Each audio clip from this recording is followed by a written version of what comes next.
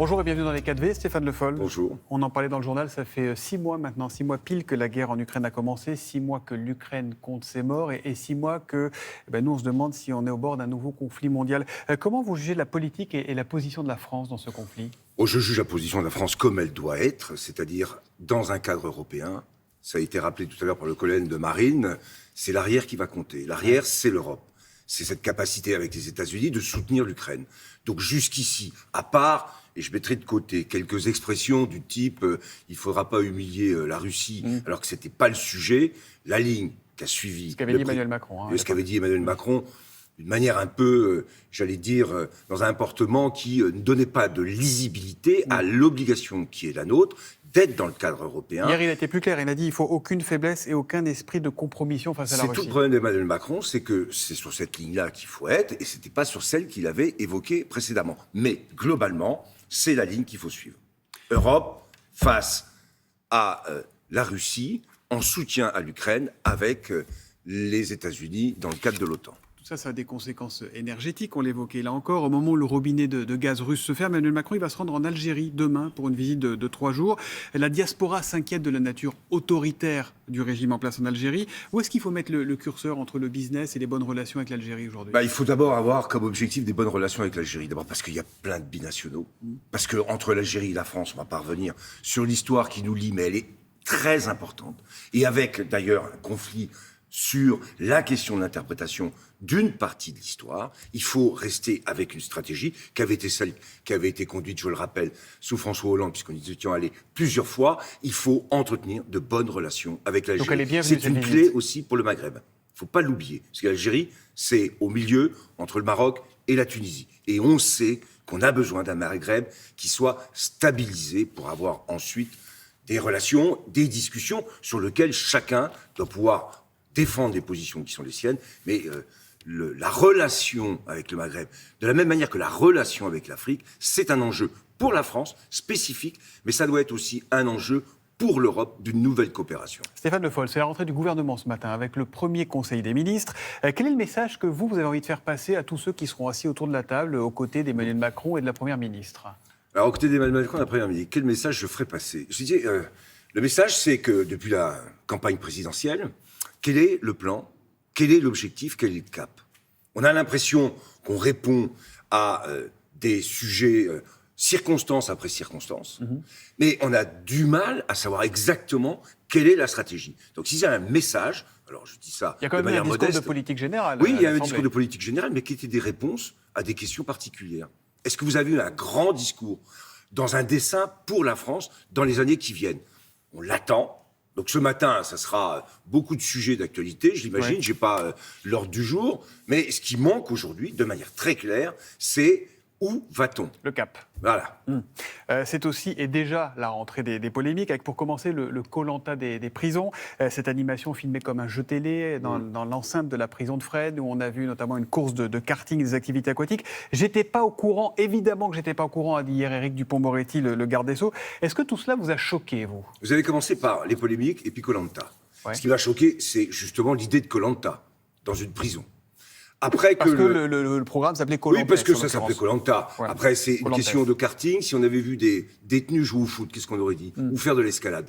Le vrai problème, c'est de défendre l'idée que dans la prison, et en particulier pour les longues peines, il y ait des aménagements qui permettent la réinsertion à la sortie de la prison. Mais est-ce qu'un violeur ou un meurtrier, comme c'était le cas, des gens qui ont été condamnés pour ces faits-là, doivent pouvoir faire du karting en prison ?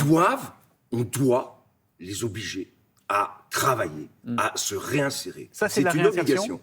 Là, on était passé, parce que vous l'avez dit sur Koh-Lanta, et c'était bien nécessaire d'avoir ce type de publicité et d'organisation. Le garde des Sceaux dit « j'étais pas au courant », mais en même temps, on prend une décision qui me paraît tout à fait légitime, c'est de créer un cadre, maintenant, clair, avec une circulaire, pour pouvoir encadrer ces activités qui, je le rappelle, contrairement à ce que disent certains, sont nécessaires. Si on veut la sanction, il faut aussi qu'on soit capable de penser à la réinsertion. Sinon, il n'y a pas de prison. Est-ce qu'il faut sanctionner le directeur de la prison de Fresnes ? Il faut sanctionner le directeur de la prison de Fresnes. Il a fait ça dans un cadre. Ouais. Il a pris des décisions. Aujourd'hui, il faut refixer le cadre. C'est ça le rôle du garde des Sceaux, et pas de se défausser en disant « j'étais pas au courant ». Maintenant, je vais voir. Non, il suffit d'assumer et dire, c'est pas comme ça qu'il faut faire, remettons un cadre. Donc il ne faut pas le sanctionner lui, c'est pas le directeur de la prison. On peut toujours sanctionner un directeur de la prison. Aujourd'hui, qu'est-ce qui aurait dû être fait avant? C'était d'alerter sur ce qui pouvait être la communication faite ensuite, alors que le fond de la question, c'est comment on fait pour avoir des activités, pour pouvoir réinsérer, tout en assumant le fait qu'il y a des sanctions qui doivent être appliquées. Gérald Darmanin, lui, veut ouvrir des centres de rééducation et de redressement pour les mineurs délinquants encadrés par les militaires. Et dit-il, le premier de ces lieux, ça sera à Mayotte. Oui, j'ai entendu ça. Ça me rappelle une campagne présidentielle. Nicolas Sarkozy? Non.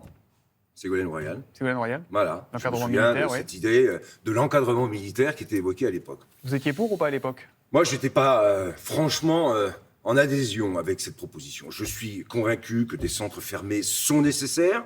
L'idée qu'il y ait des centres avec un encadrement militaire, ça existe déjà, Ouais. mais c'est des services militaires avec une éducation et une volonté de construire des parcours professionnels. Ça me paraît tout à fait acceptable. L'idée que tout centre fermé ait comme condition codicile l'encadrement militaire, ça serait une erreur. Autre sujet qui fâche, décidément ça manque pas en cette rentrée, les vols en jet privé. Ah. Il faut agir et réguler ces vols en jet, a dit le ministre des Transports Clément Beaune. Pour dire les choses clairement, est-ce qu'il faut les interdire? Est-ce qu'on est dans le vrai sujet? Est-ce qu'on est dans l'écume des vagues? Alors je vois, au niveau du débat et de la polémique, comme toujours, il y a ceux qui disent qu'il faut interdire. J'ai vu les Verts, M. Bayou, qui veut interdire les piscines, qui veut interdire les jets privés. Il y a Olivier Véran qui dit que ce n'est pas l'interdiction des jets privés qui va tout d'un coup refroidir la planète. Non, ça c'est absolument vrai. Ensuite, il y a une question politique qui est posée. Est-ce qu'on peut laisser des gens utiliser des jets privés parce qu'ils ont de l'argent sans se préoccuper des conséquences environnementales? Ça, c'est la vraie question. Non, on ne peut pas les laisser considérer que eux, parce qu'ils ont de l'argent, ils vont pouvoir voyager avec tout le confort nécessaire, gagnant des heures partout et allant d'ici ou là où ils veulent, sans aucune contrainte. Mais il y a Dans aussi le des même voyages temps- d'affaires, ils ne font pas que partir en Mais vacances en jet privé. justement, l'encadrement, c'est de dire ce qui se fait d'ailleurs pour tout le monde. Je ne sais pas d'ailleurs quel est le coût et les taxes qui sont posées sur le kérosène pour les jets privés. Mais quand on dit qu'on a mis une contribution climat-énergie sur le pétrole et les énergies fossiles qui pénalisent ceux qui utilisent leur voiture, il n'y a aucune raison. Rappelons-nous de ce que disaient les Gilets jaunes et qui était juste. Nous, on nous taxe. Pendant ce temps-là, les avions, comme les bateaux, et eux, ils ne payent rien. Donc là, vous dites encadrement. En fait, il faut C'est oui encadré pour les voyages et d'affaires justice. et taxer davantage. Et bien sûr, et justice. Vous Oui pour les pouvez voyages pas- d'affaires et non pour les loisirs. en Oui, fait. exactement. Il y a une justice à opérer.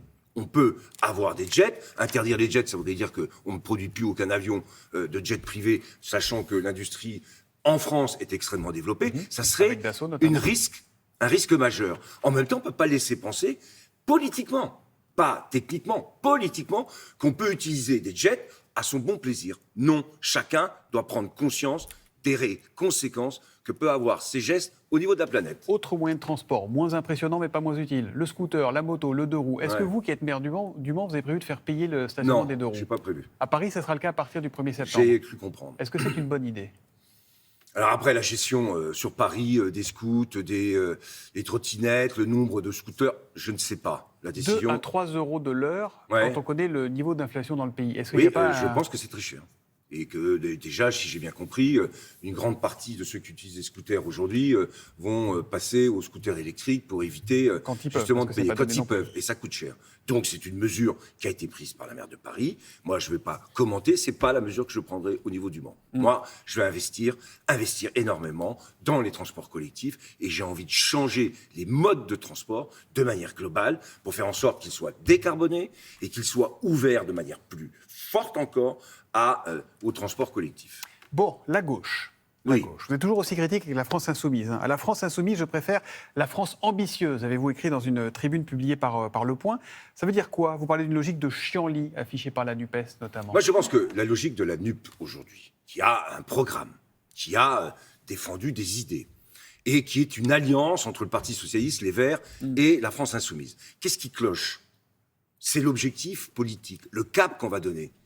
Là, aujourd'hui, et j'ai bien vu, à la rentrée, est prévue une grande marche, une contestation, utiliser la colère pour pouvoir la transformer, c'est l'objectif de Jean-Luc Mélenchon, dans une forme de révolte qui débouche sur une insurrection et qui fait qu'on va vers une dissolution. Cette logique-là, quand on met la colère et la peur comme priorité de l'outil politique qu'on utilise pour changer la donne démocratique, ça conduit pas aux forces de progrès, à faire gagner les forces de progrès, ça conduit au contraire à une réaction. Parce que quand vous jouez sur les peurs, quand vous jouez sur la colère, ce qui se passe dans toute démocratie, c'est qu'à ce moment-là, les gens se disent « Ouh là là, il nous faut plutôt de l'ordre ». Donc ce que j'ai dit pour la chienlit, et l'histoire nous l'a montré, et le risque, par exemple, en Italie, on le verra, et celui que je viens d'évoquer, c'est quand on agite comme ça tout le système, la conséquence, c'est qu'on ne porte pas de l'espoir, on ne porte pas l'idée de progrès, on ne porte pas d'ambition collective.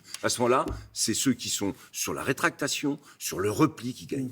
Dernière question, est-ce que vous serez candidat à la présidence du PS ou à la direction Alors, candidat à la PS? présidence du PS, faudrait-il qu'il y ait un congrès qui soit Il y en a un organisé? qui est prévu à l'automne, Ouais, il y en a un évidemment. qui est prévu à l'automne ou au début de l'année. C'est pas un congrès qu'il faut aujourd'hui pour le PS. C'est une refondation, c'est des états généraux. C'est créer autre chose, C'est- créer un autre mais bien parti? sûr, c'est ouvrir de nouveau. Là, on va faire ils veulent organiser un petit congrès où chacun va se compter avec d'ores et déjà des choses qui sont totalement verrouillées. Ça ne servira à rien.